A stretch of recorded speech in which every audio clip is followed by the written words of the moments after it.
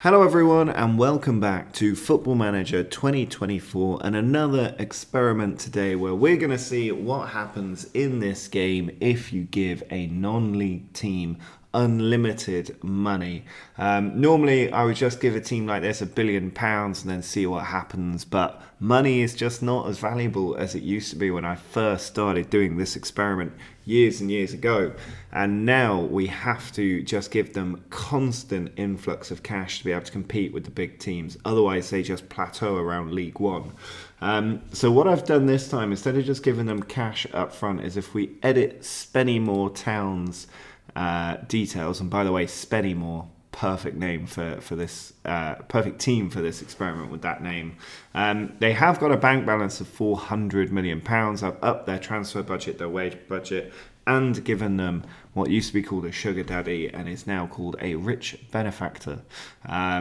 He's a front-end benefactor, so he should be, or they should be, pumping in lots and lots of cash.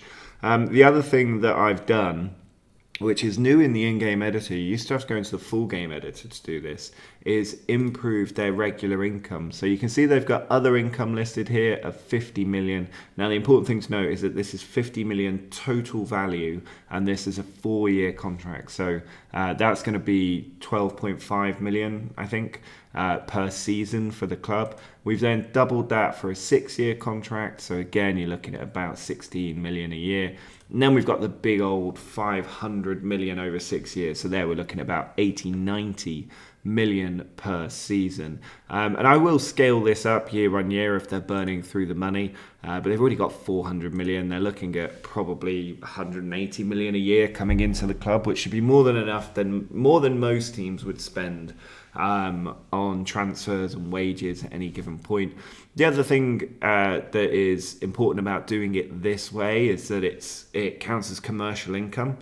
So if you ever manage Newcastle in this game, you'll see that it's not the owner injecting cash into the club. They just get a new sponsorship deal every year for like £100 million. And that's what keeps their ability to keep spending 300 million a year on transfers through the game. So this is literally how the game works out the mechanics to beat financial fair play and make sure that you can have fun spending money in the game. And that's what we've done here. We've given Spennymoor a huge amount of income, $250 million every single year. Now, if we have a look at their general information, you can see they've been on a steady rise. They were down in the Northern Football League, and they've had a few promotions, but they've been stuck in the Vanarama National League North, a little bit of bouncing around in there, but not much else to talk about. Very few decent players in their team as well. So what we're going to do is not really mess around. We're going to jump 40 years into the future, maybe a bit longer. I'll wait and see on that, and see if they've actually managed to make it all the way to the Premier League. And I will occasionally check in and make sure that they're still getting the regular income, because sometimes the game does mess it around a little bit. So I will be checking in quite often to see if they're getting the money, but they should consistently be getting this money and hopefully go right up to the top of the football pyramid. Well, we are now 40 years into the future with Spennymoor Town, and I have to say they have not made it all the way to the Premier League. If we have a look at their general screen, you can see that they did make the Championship. They've been bouncing around League One a little bit, but at no point have they managed to actually make it into the Premier League. They finished 9th twice in their time in the Championship, but they've just sort of plateaued about 4 leagues higher than they were at the start of the series, 5 leagues higher than they were at the start of this series, but they've not been able to break into the Premier League. And that's despite me being even more intense in the amount of finances they've been getting. You can see they've got hundreds of millions in the bank, and they've still got these deals here. This is a 4-year contract, 125 million a year. This one is a 9-year contract, 100 million a year. So that's 225 million plus all their other income, plus their general income. And they just haven't been able to do it. They don't really have season ticket holders. They don't really have much reputation. And that is the thing that always holds these clubs back. They're never able to really open the taps properly and bring in the players they need. Now, if we have a look at their transfer history, you can see this season they spent 57 million. I won't read out every number, but 70 million there. 78 million, the highest we've seen so far. There was a little lull where I think financial fair play really caught up with them. but you can see there's a bit of money being spent before that. 52 million, 15 million. Did have to step in a few times to make sure that the amount of money they were getting was still going up. But it took them a little while to ramp up the spending. Even with all that money coming in, they weren't able to spend as much as they might like until sort of this point here, the 31-32 season. And if we have a look at their competition's history, you can see they have at least had some success. Obviously, they finished third in the National League North 2025. They did win the EFL Trophy as well, 2033. They won the Vanarama National League in 2029. FA Community Shield runner-up 2057. Sky Bet League 1 winner 2049. Carabao Cup runner-up 2039. But FA Cup winner in 2057. If we have a look at the past winners here, you'll see Spennymoor are there. And they did that from the Championship. They beat Blackburn in the FA Cup final. We're going to have a look at that season. That's the 56-57 season. Let's have a look at their senior squad schedule for that season, because they've done that while in the Championship, which I don't think has happened often.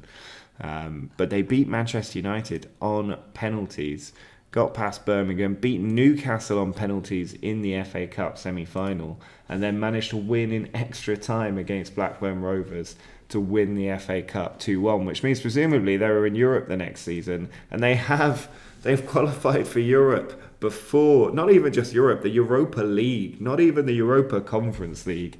They've made it into the Europa League while a Championship team.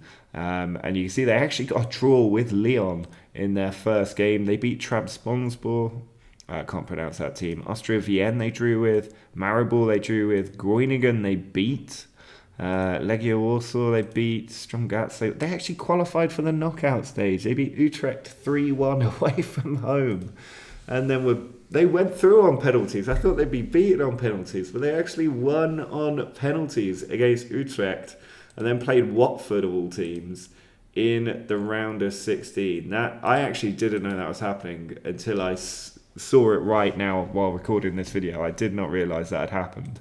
But they did eventually get beaten. They drew 2-2 at home, a little bit unfortunate there, and then lost 3-0 away from home at Vicarage Road. What stadium were they even playing in? They were playing in the Darlington Arena because their own stadium is not big enough. But they made it to the last 16 of the Europa League, and yet somehow never made it into the Premier League, which is just remarkable. If we have a look at the Championship table, they finished ninth a couple of times. Let's just have a check of how they did in those seasons.